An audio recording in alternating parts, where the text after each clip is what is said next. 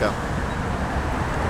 Give, village, a shout of joy.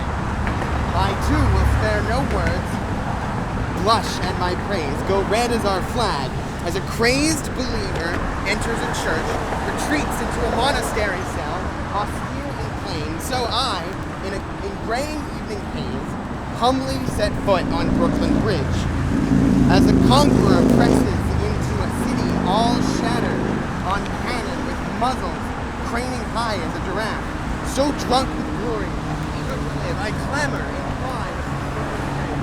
As a foolish painter plunges his eye, sharp and loving, into a museum Madonna, so I, from the near skies, bestrewn with stars, gaze at New York, through the Brooklyn Bridge.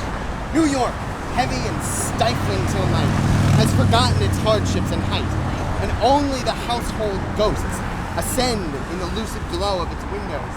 Here the elevateds drone softly, and only their gentle droning tells us. Here trains are crawling and rattling like dishes being cleared into a cupboard. If the end of the world comes and chaos smash our planet to bits, and what remains will be this bridge, veering above the dust of destruction.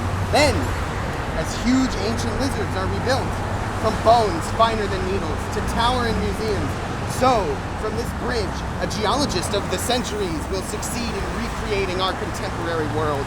He will say that paw of steel once joined the seas and the prairies. From this spot, Europe rushed to the west, scattering to the wind Indian feathers. By the cables of electric strands, I recognize the era succeeding the steam age. Here men had ranted on radio for some time.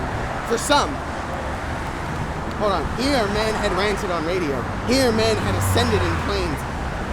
For some, life here had no worries. For others, prolonged and hungry power. From this spot, jobless men leapt headlong into the Hudson. I see. Here stood Mayakovsky.